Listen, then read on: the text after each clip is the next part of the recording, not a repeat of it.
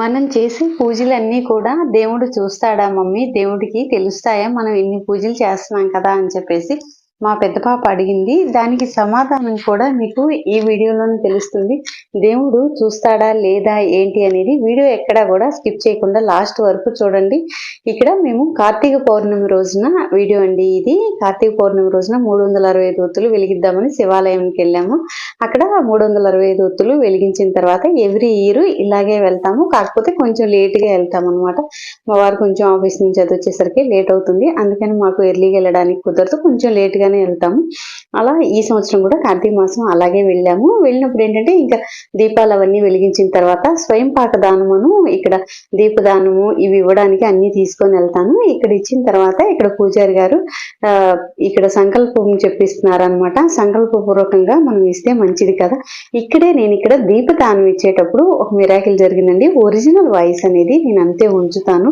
ఒకసారి ఆ దీపదానం ఇచ్చేటప్పుడు ఏం జరిగింది అనేది, పరమేశ్వరుడు ఆశీర్వాదం ఎలా జరిగిందో మీరు వివరంగా వినండి. ఇక్కడ కొంచెం లైటింగ్ అనేది తక్కువగా ఉందండి. అది కూడా ఫోన్ కూడా ఇక్కడ తీసిన విధానం కూడా కొంచెం వేరుగా తీశారనమాట వీడియో అనేది. అందుకని కొంచెం జాగ్రత్తగా చూడండి. ఇది చూసేయండి, ఇదండి.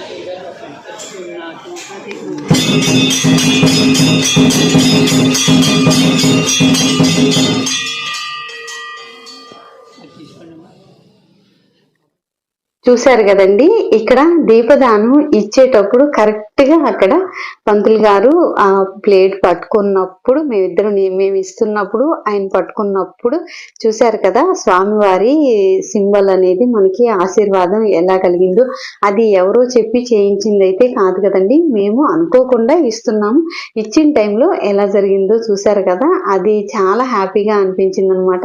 ఇంకా అప్పుడు మా పాప అన్నదనమాట, అవును మమ్మీ నిజంగానే దేవుడు మనం చేసే పూజలన్నీ కూడా చూస్తాడు మమ్మీ అని చెప్పేసి అప్పుడు అన్నది. చూశారు కదా, మనం చేసే పూజల ఫలితం అనేది ఈ రోజే కాకపోయినా కూడా రేపటి రోజు ఏదో ఒక రోజు అనేది మంచి ఫలితం అనేది కలుగుతుంది. మనకైనా మన పిల్లలకైనా కూడా మనం చేసే పూజలు కావచ్చు, మంచి పనులు అనేది ఉపయోగపడతాయని నా నమ్మకం. వీడియో నచ్చితే ఒక్క లైక్ ఇవ్వండి. అలాగే మన ఛానల్ని సబ్స్క్రైబ్ చేసుకోవడం మర్చిపోవద్దు.